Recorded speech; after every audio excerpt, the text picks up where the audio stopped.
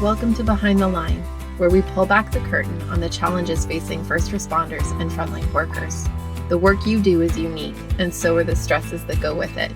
Join me as we tackle key issues to reduce risks for burnout, and as we work to support you in doing the job you love without sacrificing being the kind of person you want to be. Hey there, and welcome back to Behind the Line. I'm your host, Lindsay Foss.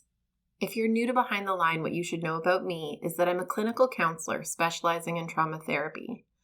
And after over a decade working with first responders and frontline workers around issues like burnout, compassion fatigue, PTSD, and related OSIs, I have become a passionate wellness advocate and educator for those who sacrifice so much for our communities out on the front lines. Behind the Line is a place for us to talk about the real life behind the scenes challenges facing you on the front lines. I created this podcast with the hope of bringing easy access to skills for wellness, allowing you to find greater sustainability both on the job and off. We are opening up a new series today, and I am so glad you're here with me. Since starting this podcast, one of the most frustrating things I hear all too often is that as frontline workers, you're told to be aware of trauma, to be looking out for PTSD, to be on alert that you are at higher risk for stress-related mental health concerns, but then never being told what to look for, not knowing what exactly PTSD looks like, feels like, how to know when there's a problem before it's so bad that you can't convince yourself to get out of bed and face the world. That trend is so very concerning to me.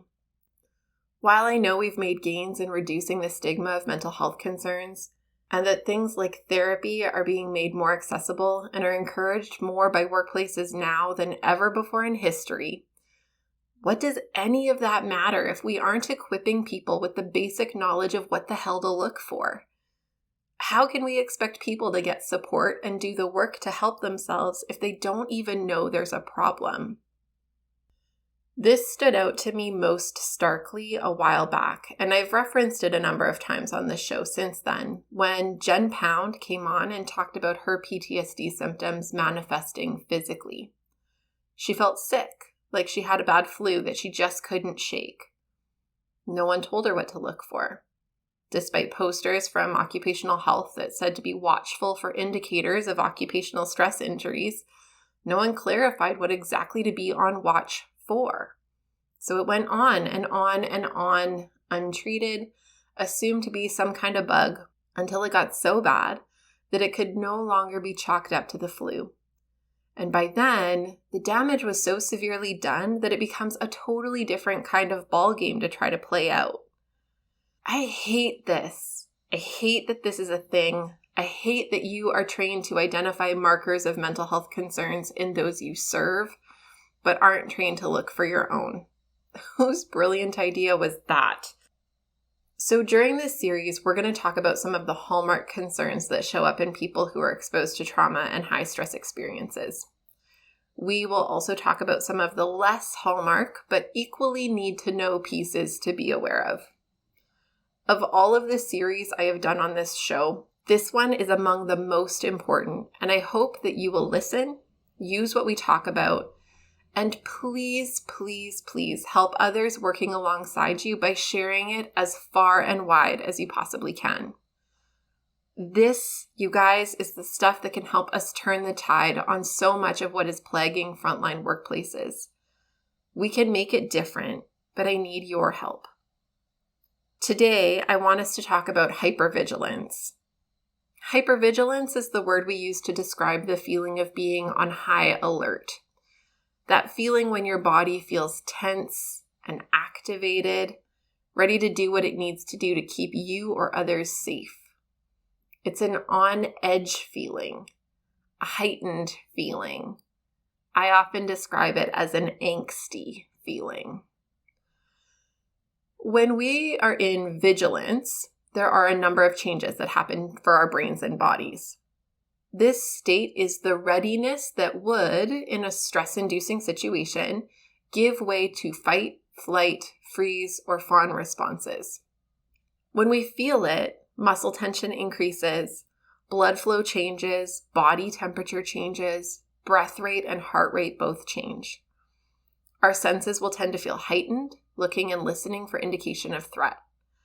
Our brains will tend to get super focused, scanning and assessing. That's vigilance. But what about hypervigilance? Well, this is vigilance on speed. It's an activated state that carries with us, regardless of the scenario. It's extra, beyond what we need and beyond when we need it. When nothing stressful or threatening is happening, it is energy directed to waiting for something that frankly isn't coming. More often than not, it's wasted energy, and it's ridiculously depleting.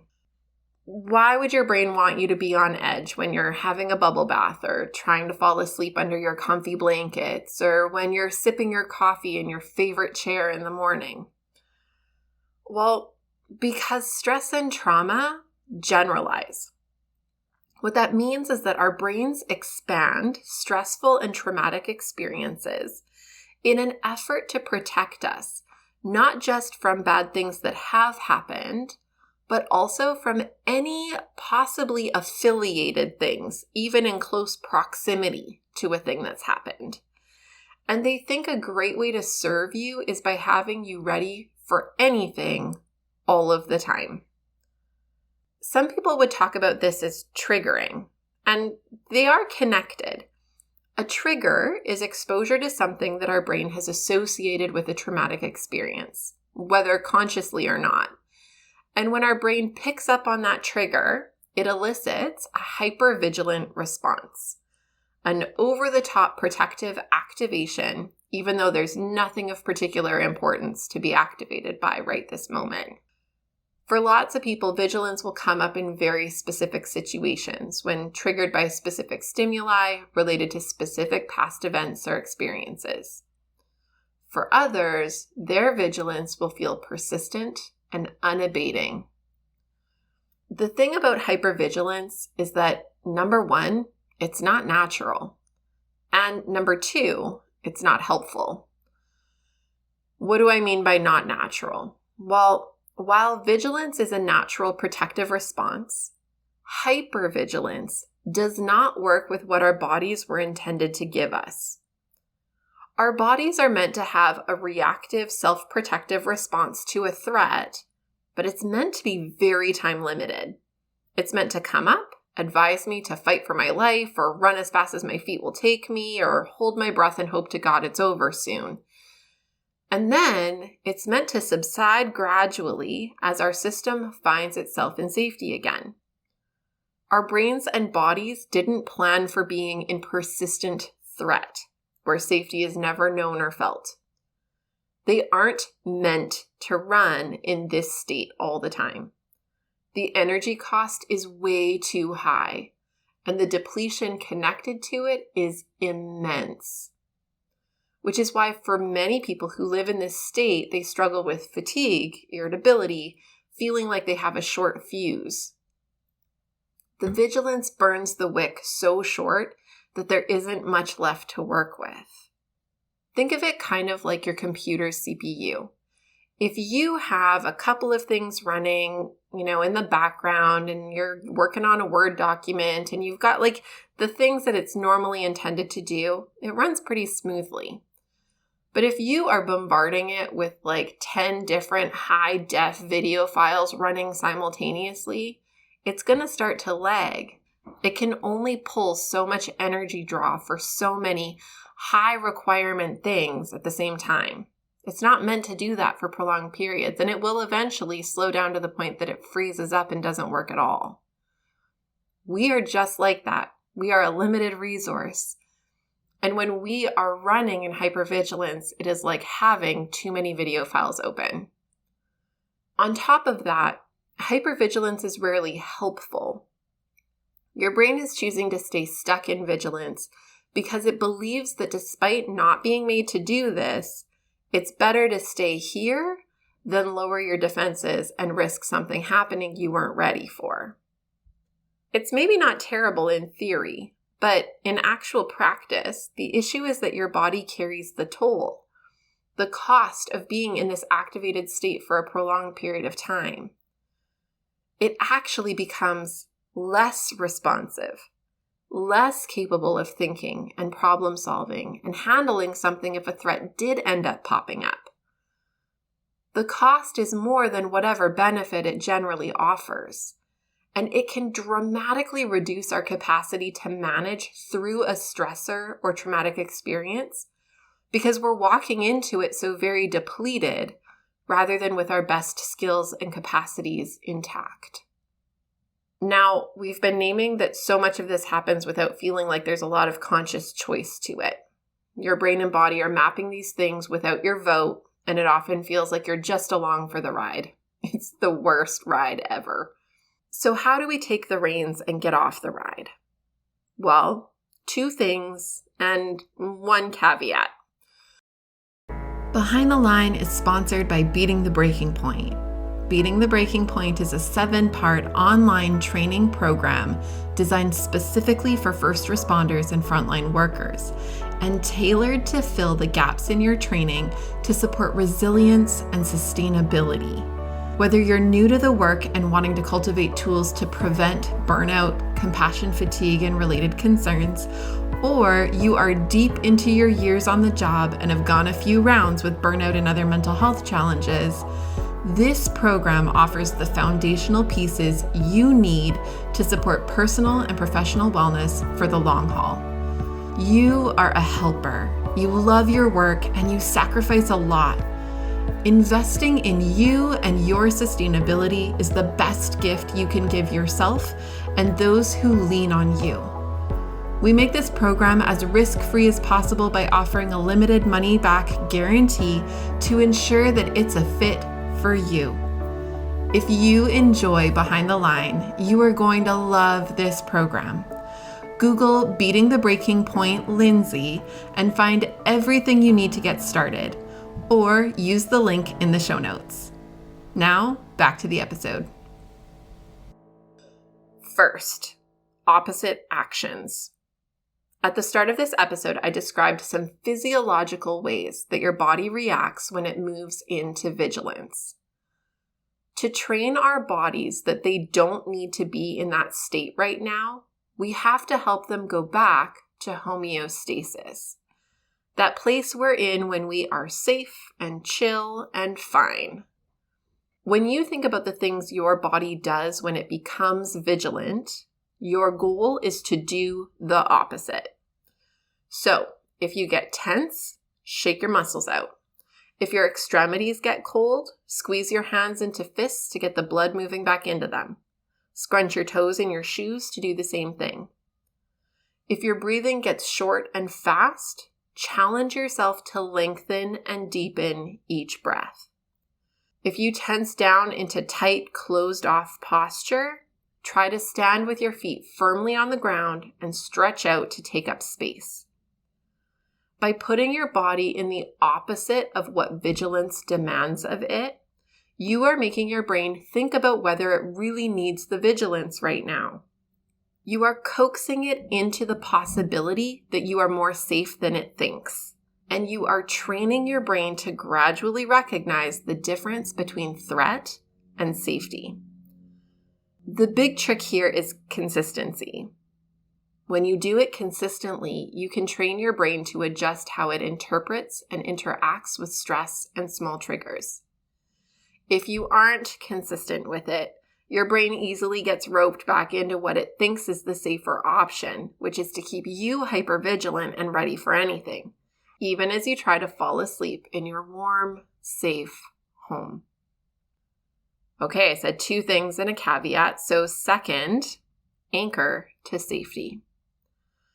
Safety is a complicated thing because often we've had it until suddenly we didn't. Because of that, it can be hard to convince your brain you're safe because it knows about times when you thought you were safe and you were wrong.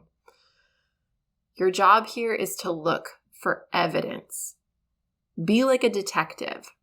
What is there to tell you that you are safe? And what calls into question the safety?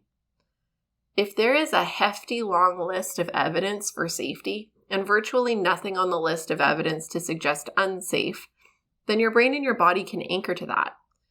They can rest easier in knowing that they have fully evaluated the situation to the extent that they're able and recognize that the evidence leans heavily towards this being a safe scenario.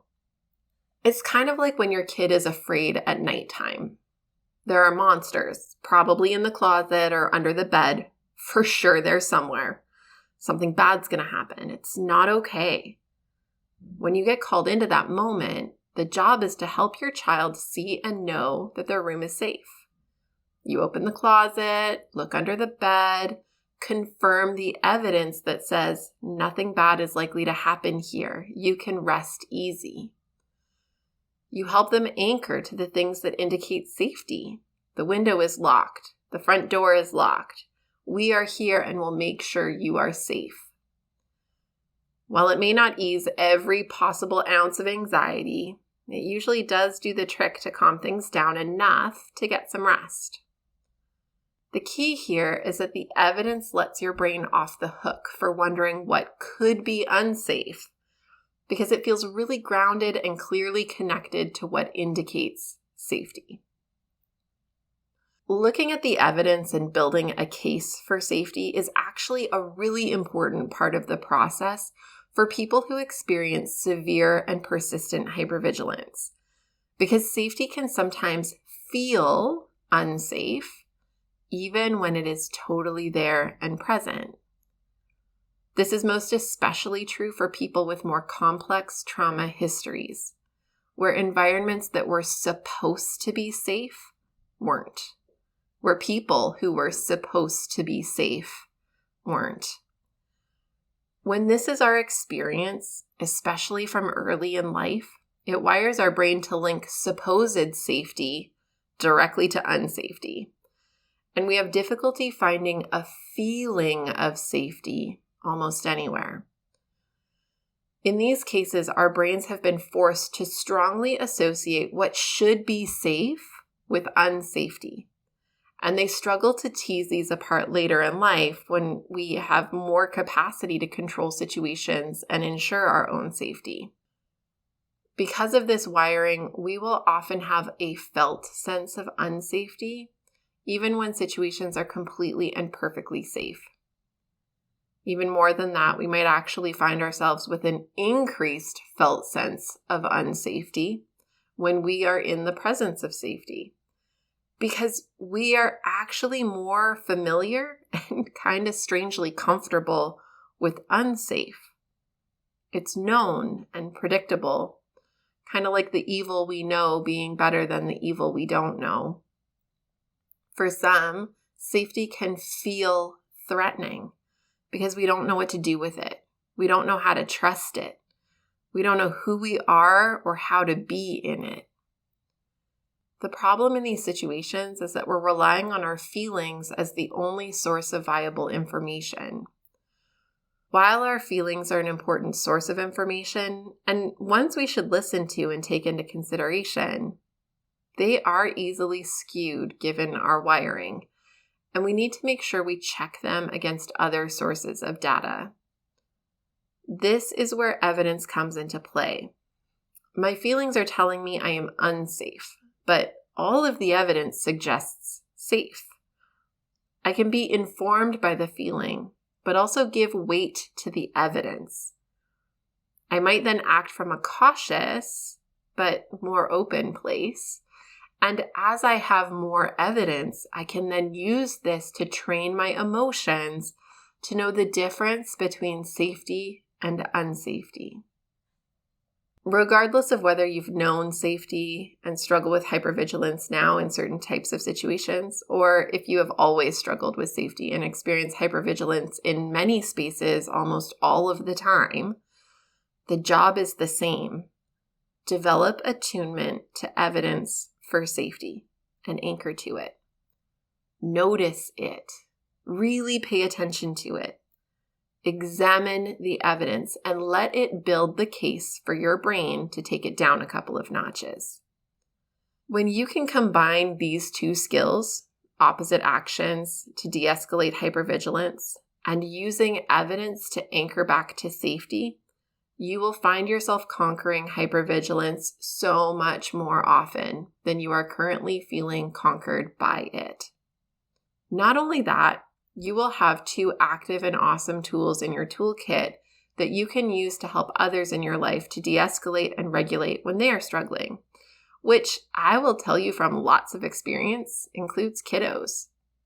If you parent kids who struggle with feeling anxious, overwhelmed, and have a hard time settling, opposite actions are awesome because they don't have to reason or logic their way out of how they're feeling. They can just move their bodies through it. It doesn't even have to look like you're trying to address it. I have seen my kids struggling with something and switched on Nintendo Sports or the Just Dance game on our gaming system and jumped into challenging them. They're competitive like their mom and can't say no to a challenge. Even without saying, hey, I notice you seem shut down or anxious or upset, I can get their bodies moving it through. And then I often find that after that, their brains are way more able to talk through the problem because it's not all stuck in their bodies anymore. Vigilance impacts everyone, but hypervigilance is next level. We're not meant to stay in that state of activation for any length of time. So if you're finding yourself here more than you should be, I hope you'll use these tools with consistency and intentionality. They absolutely do make a difference. And if you do try it out, I would love to hear about it. As we wrap up today, I want to remind you to please reach out and connect if you have any questions or feedback. You know I love hearing from you and shaping this podcast to echo your needs and interests. I love hearing about what you're working on and how you're using what we talk about on the show. You can find me on Facebook and Instagram at Lindsay A. Foss, where you can follow me or tag me, or you can email me at support@thrive-life.ca. To those who love this podcast and share about it to those you know, I just want to continue to say a huge thank you. I so value you helping us to make a difference for other frontline helpers who risk so much to serve our communities. Know that we can be found online on our website, on most major podcast platforms, as well as on YouTube. We make all of our resources available to you because the work you do matters. But more than that, you matter. And we want to make sure you have what you need to keep up the good work at work, as well as in your real life outside of the work. So use it and share it. And until next time, stay safe.